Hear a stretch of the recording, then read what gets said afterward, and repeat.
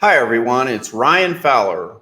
Welcome to part 2 in our series on SuperNeuroplasticity. In our last video, we looked at the hard science behind neuroplasticity, which enables us to rewire our brains in one session for permanent, substantial change to our behaviors, emotions, and subconscious beliefs. I used to struggle with manic depression, complex PTSD, general anxiety disorder, and immense trapped rage, bitterness, despair, and anger.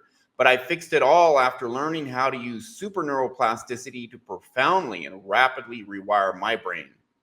The truth is, not all techniques effectively rewire the brain, even though they may claim to. Only the techniques that meet all the requirements discussed on part 1 of this series, the last video, only those are effective for rapid and substantial rewiring. These certain requirements must be met in order for neuroplasticity to be achieved.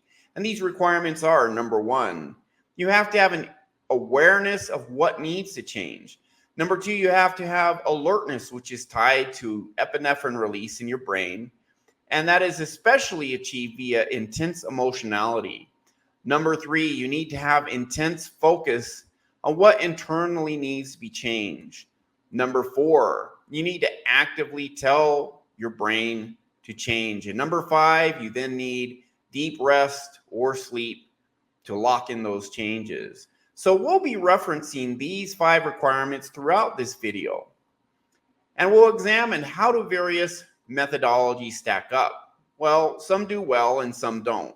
So today we'll examine the effectiveness of conventional psychotherapy, hypnosis, and psychedelics through the lens of neuroplasticity.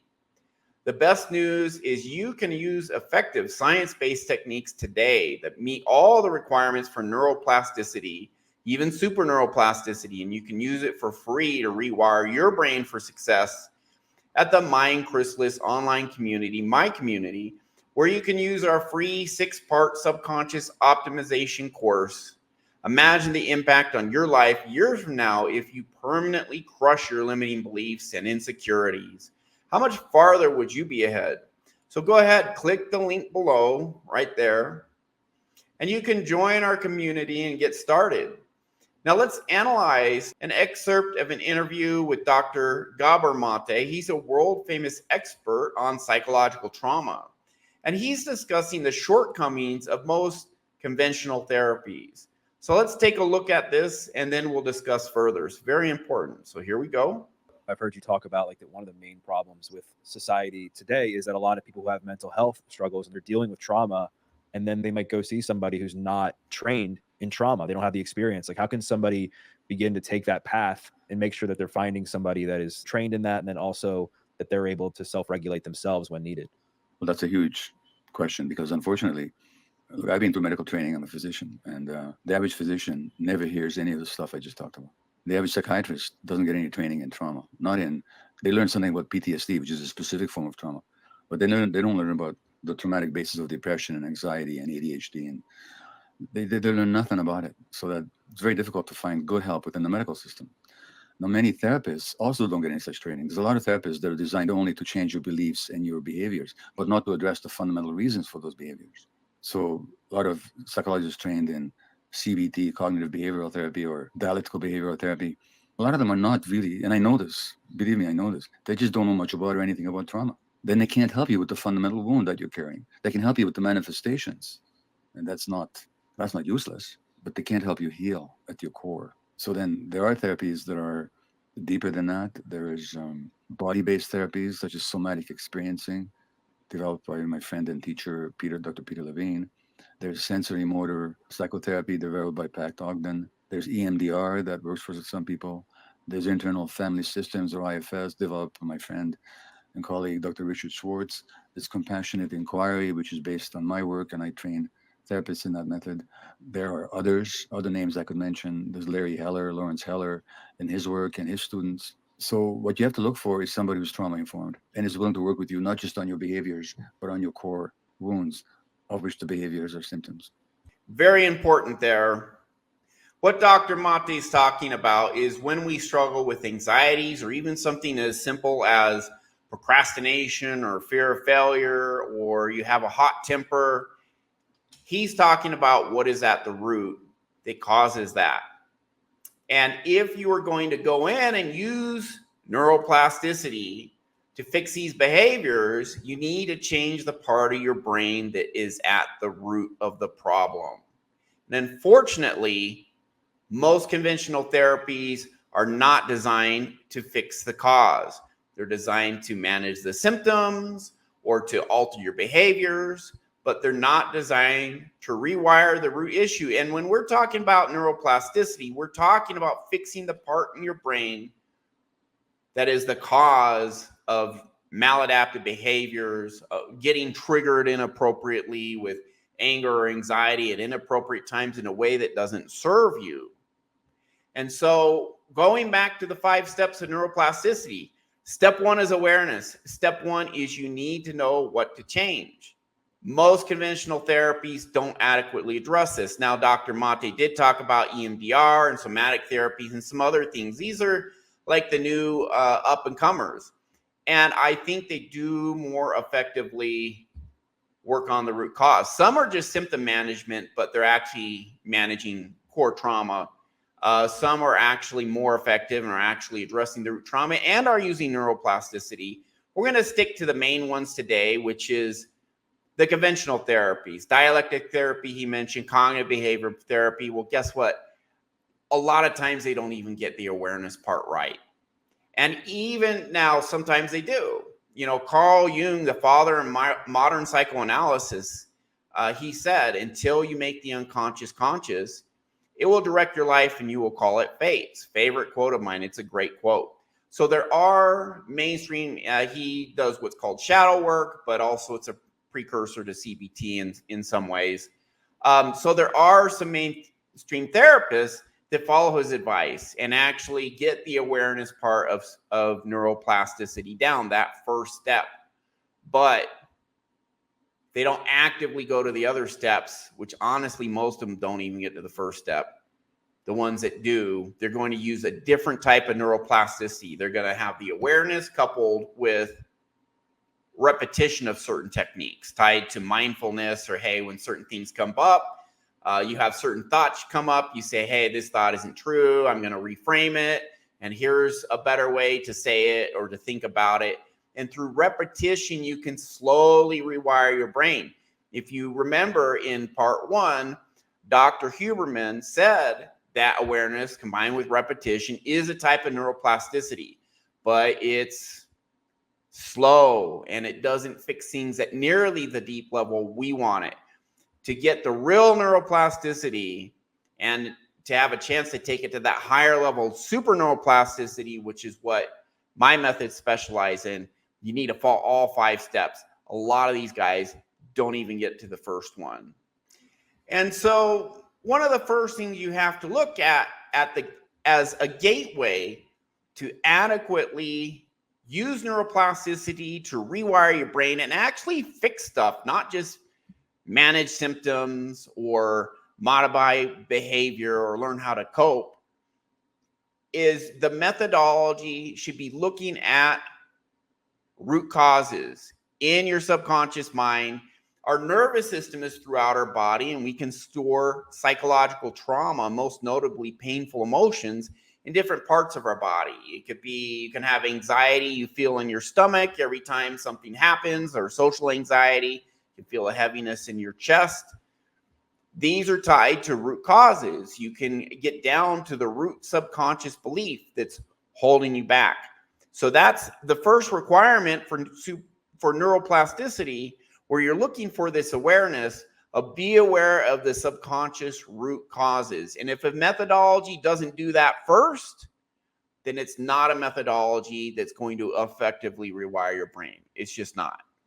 So hopefully that gives you some guidance with regards to conventional techniques, most of which, frankly, are old technology, and they're not using neuroplasticity at all, or they give you the awareness and they combine it with some exercises where if you do it a whole lot, it'll slowly change your subconscious programs. It takes a long time. I did on and off 100 conventional therapy sessions over 15 years. Yeah, it did help, but it just took forever. So we're talking about the hyper-focused stuff, that works really well. And let's go to an Andrew Huberman clip. He's actually being interviewed by Tim Ferriss. If you remember Tim Ferriss, he's really big into psychedelics, but he wrote the book, The 4-Hour Workweek. He wrote, I believe, 4 other best-selling books. He's interviewing Andrew Huberman, and Dr. Huberman here is going to talk about the effectiveness of hypnosis, as well later on, certain psychedelics, when you use them to achieve a neuroplastic or even accelerated neuroplasticity. So let's switch to this other clip and watch this, and then I'll comment. I was doing. What characterizes hypnosis, or how would we define that? And do the states induced by hypnosis have any shared characteristics with some of the states induced by any psychedelics? So hypnosis is a state of calm and high focus. So context is restricted. It's like looking at something through a telephoto lens. You're eliminating the surround. So it's a state of high focus, which normally, as we talked about earlier with the aperture of the visual system, would be associated with a high degree of excitement or stress. But hypnosis is a unique state because you have a high degree of focus, but you're very relaxed. And just to remind people that neuroplasticity is triggered by states of high focus, followed by periods of relaxation later in deep sleep or in non-sleep deep rest. In hypnosis, it brings both those states together at the same time. And this is one of the reasons it's effective in accelerating neuroplasticity. Okay, it's a very important term he uses there, accelerating neuroplasticity. This is where SuperNeuroplasticity comes in. Now, as far as I can tell, I'm pretty much the guy who's coined this term, SuperNeuroplasticity. To be fair, Dr. Huberman has what's called a neuroplasticity super protocol, but he's talking about something even more powerful than his protocol, accelerated neuroplasticity. One thing I want to point out is in my last video, which analyzed his video, he talked about how intense emotionality actually spikes epinephrine release, which is tied to alertness. And later on, when he talks about psychedelics, he actually kind of discusses how it's possible for parts of your brain to be relaxed and parts to be very alert. So you can actually have the part of your brain that a subconscious program you want to change. If there's intense emotionality there, you got a lot of epinephrine in that part of your brain, as well as focus, as well as deep rest in the rest of your brain, or after the trauma resolution or the rewiring's over. You know, I have people in hypnosis go to a safe place and go back to that relaxed state.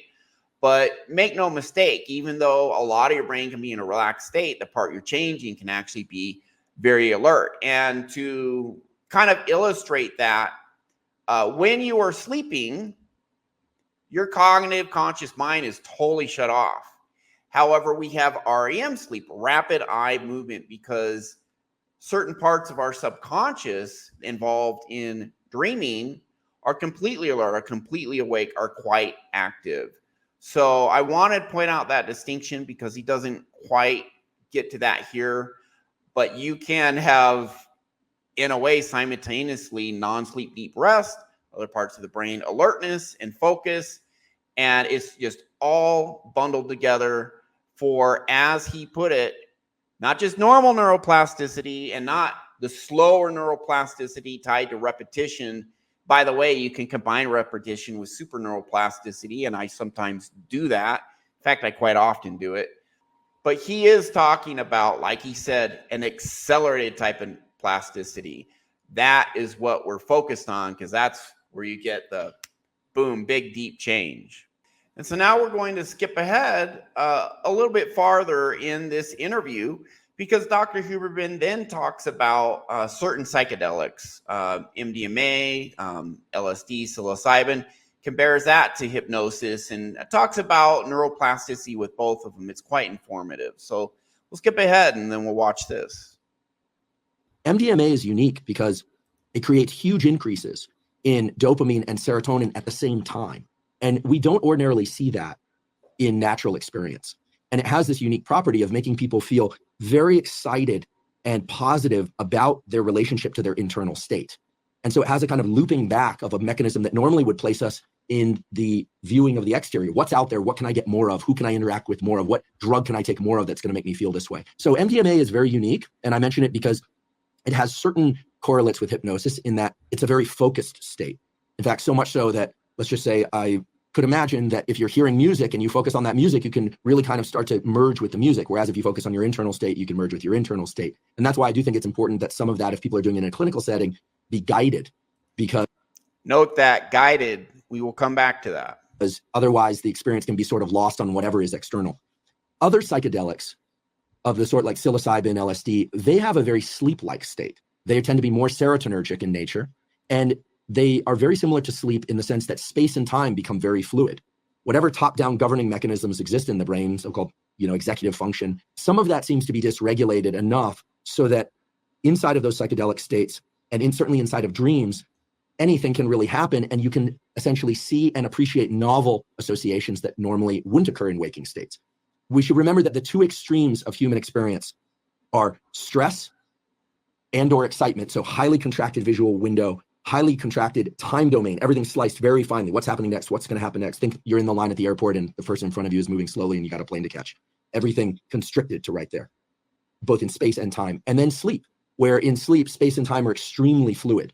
Anything can happen, and you are essentially out of control mentally. It's just whatever is going to happen is going to happen. Psychedelics are very much like that, except that in LSD and psilocybin-assisted states, you're alert. So I would say that psilocybin and LSD-like states. So there's one of the requirements, alertness. That is a requirement for neuroplasticity. We'll keep going. Are similar to hypnosis in that way, but hypnosis has a little bit more of a rigidity to it. It's set toward a particular focus, like let's work. Focus, that's another requirement of neuroplasticity. On your control over stress or smoking or pain. And so I would say the three of them occupy neighboring spaces, but none of them overlap completely. So here's the takeaway I have. Dr. Huberman is a big fan of hypnosis. He actually said it's key to accelerated neuroplasticity, which ties into SuperNeuroplasticity. He says, these other psychedelics, there's a lot of overlap between hypnosis and these psychedelics. He talks about, he recommends a guided session. Now, we have to keep in mind with psychedelics is a lot of them are illegal. Even, psilocybin, I think it's legal in 2 states. It's illegal federally. Ketamine is, you don't really have hallucinations or anything like that with ketamine, but that's a type of psychedelic legal in all 50 states. There can be side effects to these. Hypnosis, there's not. But I would say there's a small percentage of people where hypnosis isn't effective. For me, my effectiveness rate well over 90%. I believe it approaches about 95%. There are some people I can't help for various reasons. I think if they do it in a legal manner and if it's guided, that psychedelics, which are drugs that actually force a certain state as opposed to hypnosis where maybe there's something in you blocking you from being hypnotized.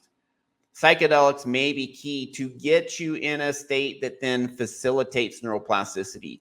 But the takeaway here is, although psychedelics and hypnosis can facilitate neuroplasticity at an accelerated level, you still need to have intentionality and you need to have the know-how to get to this neuroplastic state or even super neuroplasticity, which is a much greater state, and then make the changes. Like Dr. Huberman said that I highlighted in the past video, part 1 of this series, this is not a passive experience. You can take psychedelics and then just go on a trip and come back and nothing's changed. If you are not aware of what you want to change in you, if you don't focus on what you want to change in you while you're in these enhanced states that facilitate greater accelerated neuroplasticity, if you don't follow these other steps and furthermore intentionally make the changes, either telling yourself this belief doesn't serve me, here's a new belief, get rid of this old one, but also using other techniques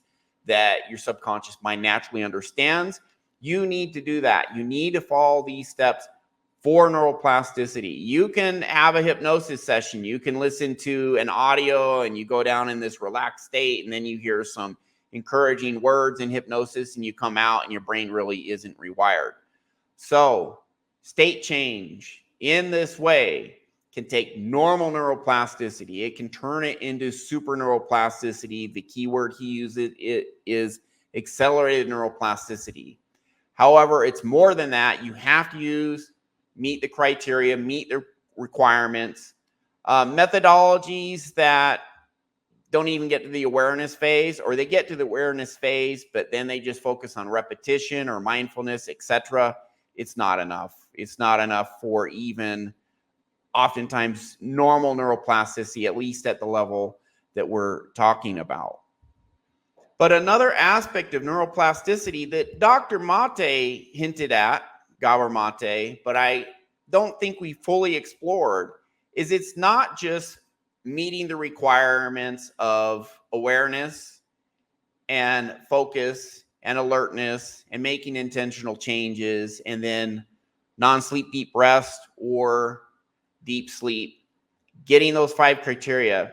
That's not the only thing that makes the big changes. It's knowing what to work on in your core, that when the certain changes in your core are going to, in your subconscious, are going to bring about much greater effect working on these deep core inner parts of our subconscious mind that contain maladaptive beliefs that are the actual root of our struggles.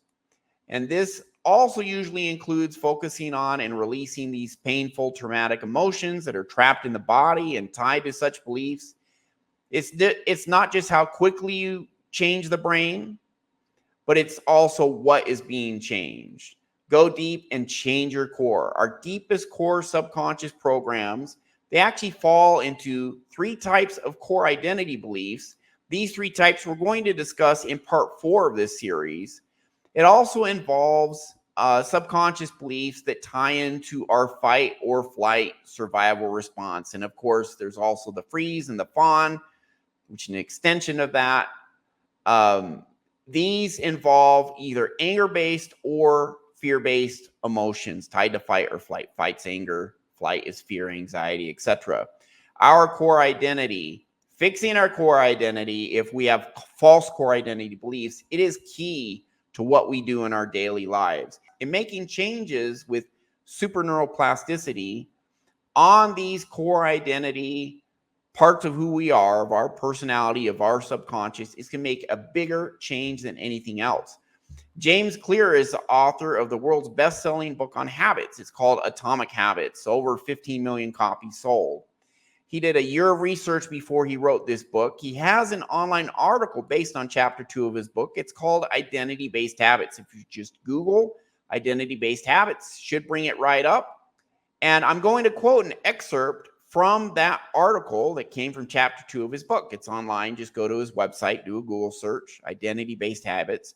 He says here, the key to building lasting habits is focusing on creating a new identity first.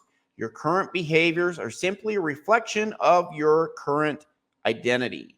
What you do now is a mirror image of the type of person you believe that you are. To change your behavior for good, you need to start believing new things about yourself.